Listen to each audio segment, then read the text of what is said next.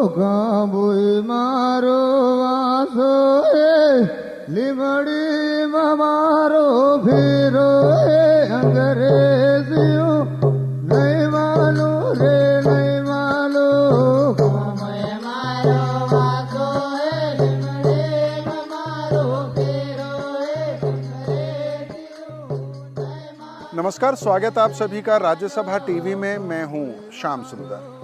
मैं भी भारत के इस सफर में हम गुजरात के आदिवासियों को जानने समझने की कोशिश कर रहे हैं और आज हम हैं राजस्थान के बांसवाड़ा और गुजरात के महिसागर जिले की सीमा पर। यहाँ पर हम बात करेंगे भील आदिवासियों की और जानने की कोशिश करेंगे कि अंग्रेज़ों से लड़ाई में भील आदिवासियों का क्या योगदान रहा और ये भी समझने की कोशिश करेंगे कि क्या इतिहास में भील आदिवासियों को वो जगह मिली जो उनकी बनती थी। साथ साथ भील आदिवासियों के जीने का अंदाज, उनके रोजगार के मुद्दे भी चर्चा में होंगे।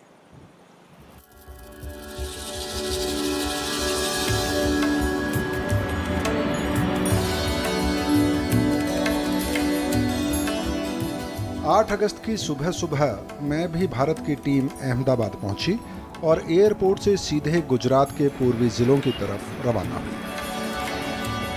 दरअसल अगले दिन यानी 9 अगस्त को विश्व आदिवासी दिवस था और हम इस मौके पर गुजरात और राजस्थान की मानगढ़ पहाड़ी पर पहुंचना चाहते थे। मानगढ़ पहाड़ी का एक हिस्सा गुजरात में है, लेकिन बड़ा हिस्सा राजस्थान में आता है। हम जब गुजरात के इस इलाके में पहुंचे तो लगातार बारिश हो रही थी।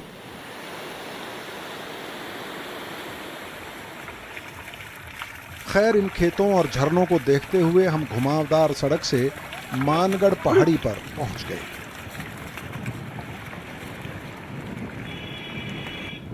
यहां एक तरफ गोविंद गुरु की धुनी है और दूसरी तरफ शहीद स्मारक।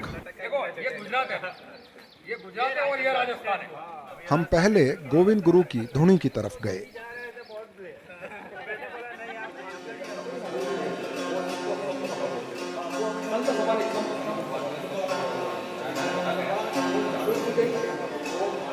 धुनी में लोहे का एक मोटा चिमटा गड़ा है। यह चिमटा आदिवासियों के कोतवाल का प्रतीक है। इसके साथ ही कुछ त्रिशूल भी हैं। ऐसा लगता है कि यहाँ कुछ गैर आदिवासी लोग भी श्रद्धा रखते हैं। गोविंद गुरु के बारे में बताते हैं कि वो खुद बंजारा समुदाय से थे, लेकिन उन्होंने भील आदिवासियों में समाज सुधार के लिए काफी काम किया। इजाजम है दल्ली मामारी कलम है बुरेटिया नहीं मानो रे नहीं मानो दम को है बुरेटिया नहीं मानो रे मानो धुड़क मारो दम को है जाम्बू मामारी फौजी बुरेटिया नहीं मानो रे नहीं मानो। गुरु गोविंद महाराज राजस्थान, गुजरात, मध्य प्रदेश तीनों राज्यों में भीलों को आदिवासियों ने समाज सुधार की बातें बताई। इसके बाद में गुरु गोविंद महाराज 10 साल बाद मानगढ़ धाम पर आविने मुकाम किया यहाँ पर और मानगढ़ धाम पर ये ध्वनि जागृत की। इसके बाद में कहते हैं कि सन 1913 में एक दिन इस मानगढ़ पहाड़ी पर हजारों की तादाद में भील आदिवासी जमा हुए और जब भील आदिवासियों के जमा होने की खबर यहाँ के स्थानीय राजाओं को मिली तो वो घबरा उठे, क्योंकि भील आदिवासी उनकी और अंग्रेज़ों की सत्ता को लगातार चुनौती पेश कर रहे थे। इस खबर के मिलने के बाद यहाँ के स्थानीय राजाओं ने अपने आकाओं यानी कि अंग्रेज़ों से मदद मांगी और अंग्रेज़ों ने मानगढ़ पहाड़ी की दोनों तरफ की पहाड़ियों पर तोप लगाई, उनसे गोले बरसाए और राइफलों से आदिवासियों के ऊपर हमला किया। कहते हैं कि इस हमले में कम से कम 1500 भील आदिवासियों की जान चली गई। हालांकि इस संख्या को लेकर मतभेद हैं, लेकिन मानगढ़ में भील आदिवासियों के संघर्ष की इस घटना को साबित करने के लिए पर्याप्त साक्ष्य मौजूद हैं। मारो वासो લીમડી મારો फिरो अंग्रेजियों नहीं मानो रे नहीं मानो कामय मारो वाको लिमड़े मारो फिरो अंग्रेजियों नहीं मानो रे नहीं मानो कामय मारो वाको लिमड़े मारो फिरो अंग्रेजियों नहीं मानो रे नहीं मानो कामय मारो वाको लिमड़े मारो फिरो अंग्रेजियों। मानगढ़ का इतिहास 1981 से लगा करके 17 नवंबर 1913 तक का इतिहास ढूंढ करके दिल्ली के राष्ट्रीय अभिलेखागार से निकाल के लाए। इसके बाद में पूरे राजनीतिक लोगों का और अदर धर्मों का, जो दूसरे धर्म के लोग हैं, उनकी निगाहें मानगढ़ पर लगी।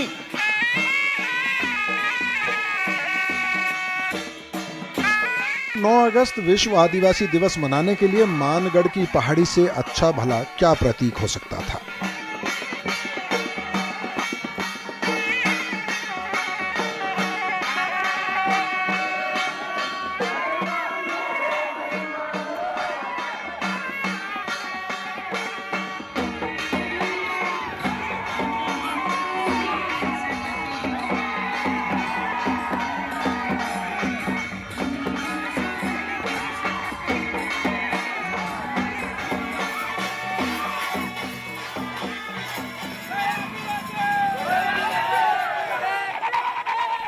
लगातार बारिश के बावजूद गुजरात, राजस्थान और मध्य प्रदेश से हजारों आदिवासी मानगढ़ पहाड़ी पर पहुंचे।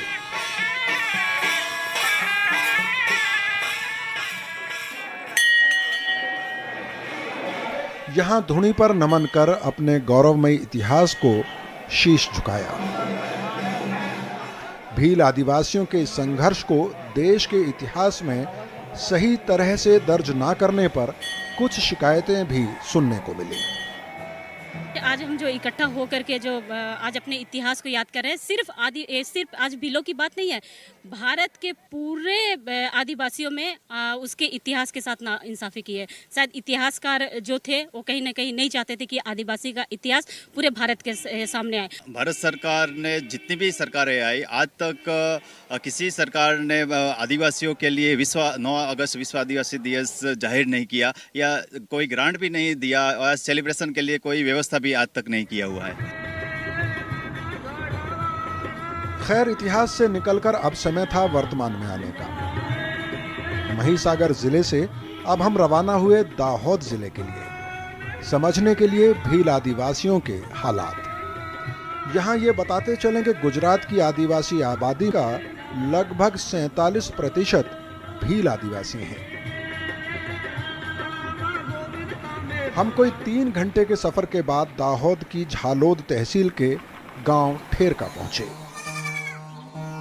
ठेरका एक बड़ा गांव है, लेकिन गांव का एक बड़ा हिस्सा है जहां तक गाड़ी नहीं पहुंच सकती। इस हिस्से तक पहुंचने के लिए हमें रखड़ा यानी छोटे टेम्पो की सवारी करनी पड़ी। पहाड़ी रास्ते से होते हुए गांव के दूसरे हिस्से में हम पहुंचे।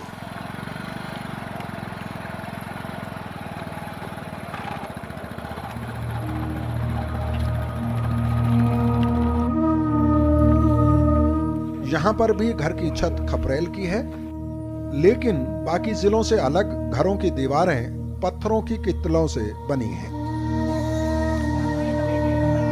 गांव के पहले परिवार से मुलाकात हुई तो वो एक बार की सहम गई। उन्हें लगा कि हम सरकार के आदमी हैं और यहाँ बांध बनाने के लिए जमीन की नपाई के लिए आए होंगे। लेकिन हमने तुरंत उनकी शंका दूर की और थोड़ी देर में माहौल हल्का हो गया। उनकी शंका की वजह साफ थी कि जब तक सरकार को इन आदिवासियों से कुछ नहीं चाहिए तब तक भला कोई सरकारी अधिकारी इतना कष्ट उठाकर यहाँ क्यों आएगा। भील आदिवासी अपने खेत के बीच में ही अपना घर बनाते हैं, लेकिन खेतों में एक ही फसल हो पाती है, पानी की भारी कमी है। बरसात का मौसम उन्हें साल भर के लिए मक्का दे जाता है, उसके बाद ज्यादातर परिवार गांव छोड़कर मजदूरी के लिए चले जाते हैं। 12મી પાસે એ બી ખેતી કરે ને ગુજરાતમાં જ સાવ અમારા ગામ ગુજરાત આપણી જ ગણાય પણ નહીં કરજા કામ કરે મજૂરી કરે પછી ત્યાં પાડે ઘેર પૈસા મોકલે બીજું गुजरात चले जाते हैं मजदूरी करने के। હા तो आप ये भी तो गुजराती है जहाँ पे आप। ગુજરાત છે પણ અહીં કામ ચાલતા નહીં ને। गर्मियों में हालत ये होती है कि खेतों के लिए तो छोड़िए, पीने का पानी नसीब नहीं होता। क्या क्या फसल बोते हो आप यहाँ पे? ફસલ તો મકાઈ પાકે ગયો हाँ પછી આ ડીમનું પાણી મળે કદાચ ડીમ ભરાય हाँ। તે ઈનાળું પાકે અને ડીમ નહીં ભરાય તો પાણી અમર નહીં મળે નહીં પાકે। इस बार डैम में पानी भरा है? पानी भराय पर ओछा है कम है हाँ। तो दूसरी फसल नहीं होगी? हैं आप जो ડીમ નહીં ભરાય हाँ। તે આપણે પીવા પાણી આપે કે અહીં ખેતીમાં આપે નહીં આપે એવું पीने का पानी नहीं मिलता तो खेती हैं कहाँ से? પછી અહીં ખેતીમાં કોણ આપે એવું कहाँ से लाते हो पीने का पानी फिर? પછી આ કૂવા કાઢે ને ખાડા કરે એવું કરીને લાવે ફોકાવ લાવે खड्डा करके गड्ढा खोद के હા पीने का पानी। પીને કે પાણી અમારે તકલીફ બહુ છે સાહેબ। गुजरात सरकार की तरफ से पहाड़ी और कम पानी वाले इलाकों में ड्रिप इरिगेशन के लिए रियायत दी जाती है, लेकिन निगरानी की कमी की वजह से इस योजना का फायदा सिर्फ बड़े किसानों को ही मिलता है। मजदूरी के लिए पलायन का असर शिक्षा पर भी पड़ता है। पूरा परिवार गांव छोड़कर जाता है तो बच्चों का स्कूल भी छूट जाता है। जनगणना के आंकड़ों के हिसाब से 2001 से 2011 के बीच गुजरात में आदिवासी साक्षरता दर में करीब 15% का सुधार हुआ। फिलहाल ये दर है 62%। हालांकि सरकारी मदद से कई गैर सरकारी संस्थाएं शिक्षा के क्षेत्र में काम कर रही हैं, लेकिन दूर दराज के आदिवासी इलाकों में इन स्कूलों में शिक्षा के नाम पर खाना पूर्ति नजर आती है।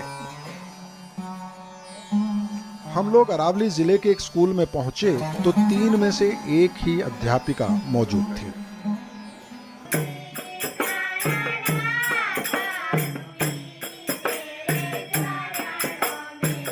आदिवासियों में स्कूल ड्रॉप आउट रोकने में वन बंधु कल्याण आश्रम जैसी संस्थाओं ने काफी अहम भूमिका निभाई है।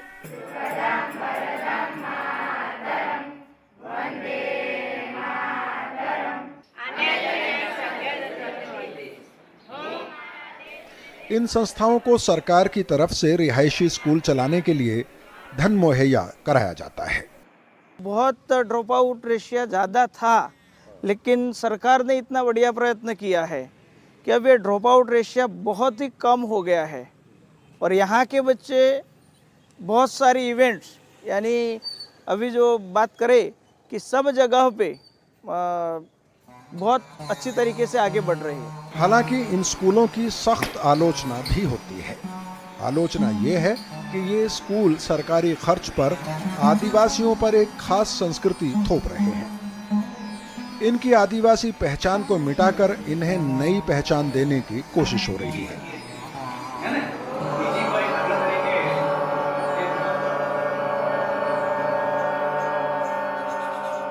तो क्या सचमुच में आज़ादी का इतिहास जब लिखा गया तो देश के आदिवासियों के साथ नाइंसाफ़ी हुई? उनको जो इतिहास में जगह मिलनी चाहिए थी, क्या वो जगह उनको नहीं दी गई?